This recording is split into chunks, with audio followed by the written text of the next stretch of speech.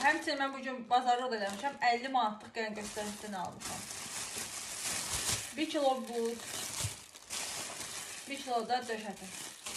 Sabah xəstəliyinə görə qorxam. Ət almağa.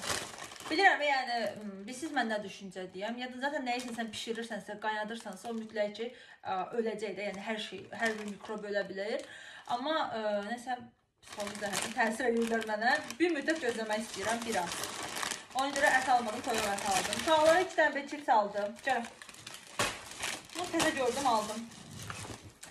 Sonra mayonez. Həmişə ən çox sevdiyim xama ilə smetanın xama ilə mayonezin qarışığıdır. Bu isə acılı ketçapdır. Uşaqların hərəsinə bir dənə bundan. Bir dənə belə bir piçeniyə. İnci xəstələnib deyən, ümumiyyətlə son günlərdə xəstələnmiş idi, üstünüzə sağlıq. İnci heç nə yemir. İndi axırıncı incidədə, yəni özü elə bir şeydir ki, qarın ağrısı olur, iştahsızlıq olur, bir də askırma, öskürmə, burun tutulma. Belə bir xəstəlikdir.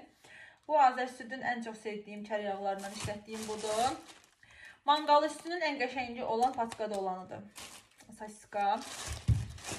Sonra özümə bu cür pendirlər almışam. Biri də olmalıdır bunun burada.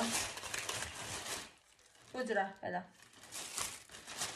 Sonra, bir də uşaqlarda bundan da hərəsindən bir dənə, mən 2 dənə uşağımdır. Və bir dənə yağ. Mən bunun, demək olar ki, 20 gündən də çox işlədirəm. Nəhayət ki, böyük bir şoraba. Təbrik edirəm Fidan sən. Uşaqları çox sevinəcəklər. Qızların hərəsindən bir dənə kola. Özümə bir dənə zeytun. Nəsə bunu gördüm. Azərbaycanın məhsulu idi. Tumsuz idi. Zeytun sevirsiniz, yazın rəylərdə.